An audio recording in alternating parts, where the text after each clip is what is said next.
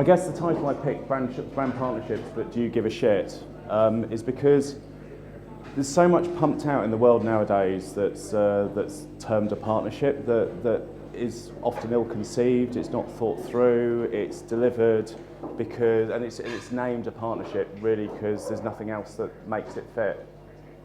So I'm going to just talk you through who we are and what we do and take you through some what I believe are really good examples of partnerships in the world today. So it's a bit of a gratuitous plug. Our team, there's 12 people in the team and all we do is brand partnerships. So that's engaging with businesses to get them to work with another brand, to share resources and deliver some kind of an opportunity together. There's nobody in our business at all that don't do partnerships. So all of our external services are provided by other businesses. We don't do any colouring in, we don't do any PR. That's all provided by third-party agencies that we work with. And my team talks to about 450 brands every month on behalf of our clients. We also guarantee our work to our clients. So we financially guarantee our performance, so we don't take a project unless we're prepared to guarantee delivery. Typically we'll guarantee 3 times the value of the money versus what the client would typically get for their money if they were just to go out and buy it. Where we overperform, there's never any increased cost to the client, and if there's any shortfall, we pro-rata refund any difference. That's the plug gone. We work for a lot of big brands, and I'll take you through some actual partnership stuff. So the first thing about great partnerships is they cooperate. They actually work together to get to a common goal. They trust each other. This is the bit that normally falls over. There's very, very, very rarely any trust in partnerships that you see, particularly when it's a financial transaction. And they care about it. So, and this is the giving a shit bit. It's lots of stuff's just pumped out and it's just a good idea, but actually it hasn't been through the ringer to actually understand whether it's a good deal, it's good for the customer, it's good for the client, it's good for the partner. It's very me. So all great partnerships are where all the parties involved actually care about what goes out the door. So we call it the give a shitability test. So do we give a shit, or do we care, or do we not care about it? And it's Anne Wixley, who used to be here, that introduced me to the give a shitability test. I personally love it. So we try to look at everything we do in the business before we actually push it out of the door and say, actually, will the customer give a shit? Will our client give a shit? And actually, do we give a shit? Or is it just mundane rubbish every day, whatever? So for us, there's 4 motivations for partnership. There's brand partnership, proposition, channel, and cost reduction partnerships. So a brand partnership is where you engage with another brand in order to move into a new space, to engage with a new audience that you can't actually do except by spending an inordinately large amount of money and taking a very big risk. Proposition is all about a point of difference versus the competition. So becoming the red apple by using somebody else's value. A channel partnership is all about getting access to somebody else's customer.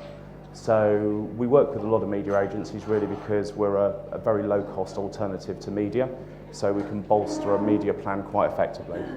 And then the last one, reducing or removing balance sheet costs. This is something that's a bit closer to barter, but we'll quite often barter an intangible like association with a brand, some excess inventory, access to somebody's mailing lists, which typically wouldn't actually run through a barter agency.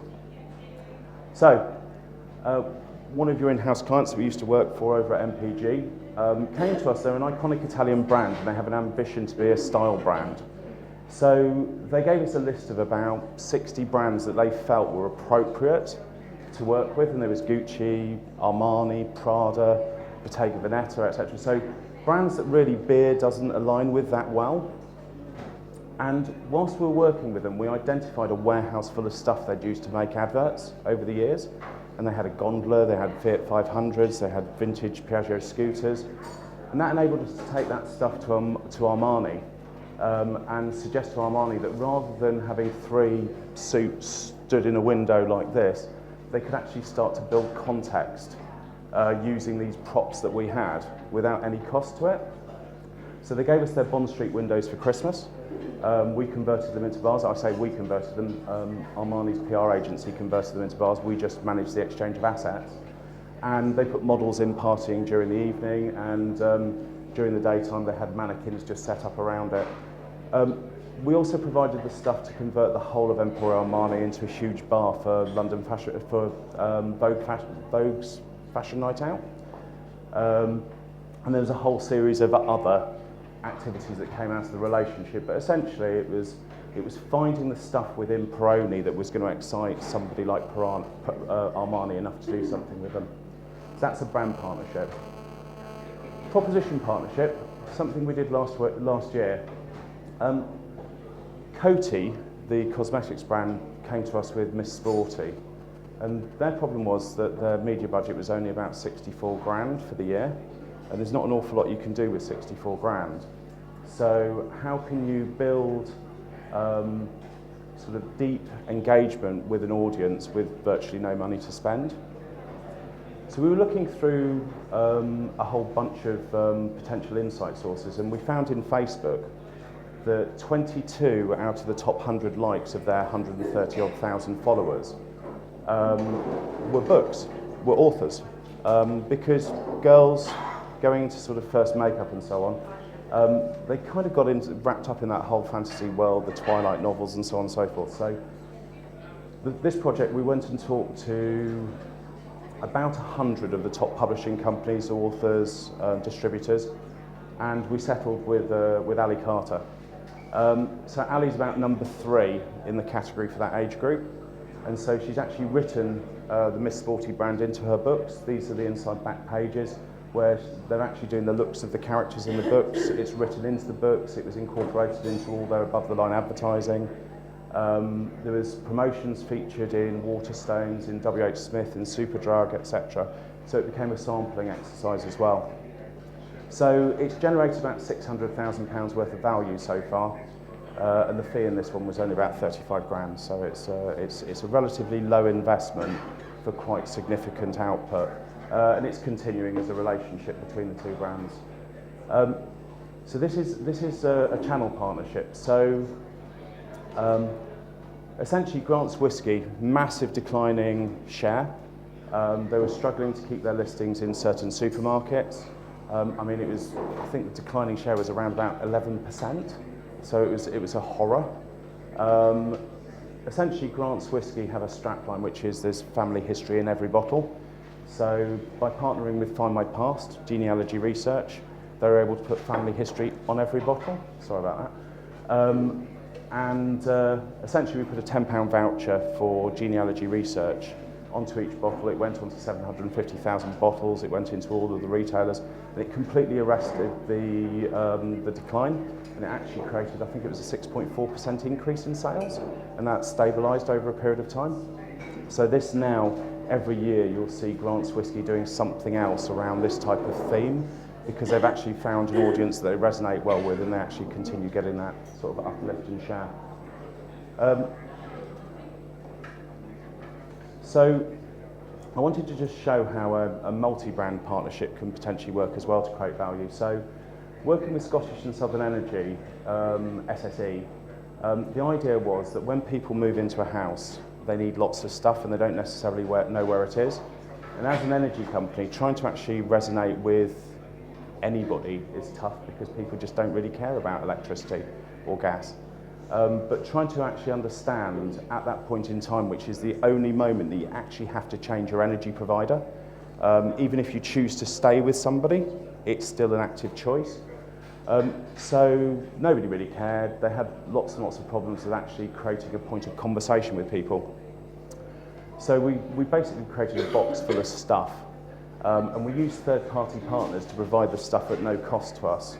So we ended up assembling a box that was worth just over £80, and it cost SSE nothing, just the cost of distributing it to their customers. So, and it just kind of demonstrates each of these companies are desperately trying to get to people at the point in time of a home move, or at the point in time where they can actually cause a switch in behaviour. So in the case of somebody like Sif, you know, you're going to clean your new house, so therefore actually if it's in your hand you're likely to use it, therefore the voucher might get redeemed down at the retailer. Brands like Velvet, toilet paper, it's impossible to sample it, it's very, very difficult to market it. But if you can actually put a 4-pack in a box that's delivered to somebody's house with some kind of a recall to thing, you'll actually get some trial. I don't know how else you could sample it, but that one actually resulted in 16% bounce back to retail, which was very unusual. Now the last one I'm going to talk about isn't something we did, but it's just a relationship that I absolutely love. And this is Virgin Atlantic and Goo. So when Goo launched, they were looking for distribution, they were looking for opportunities to sample to audiences, so on and so forth. There's a guy called Charles Vine over at Virgin Atlantic who we do loads and loads of work with, and as a result, this has become a sort of a favourite to explain these types of relationships. So Virgin were giving away basically a pot of yellow slop on your tray when you flew. It was nothing particularly special. They approached Goo and said, if you give us something, if you give us one of your desserts and you charge us less than we're currently paying, we'll sell 3.5 million of them for you. And that's what's happened for the last 6 years. So essentially 3.5 million passengers, 80% of which are British, are sampled Goo annually with Virgin. Goo don't make any money. They kind of, it's just a sampling exercise for them. Virgin Atlantic get a far, far more premium item for virtually no cost. And that is it. So it's very quick.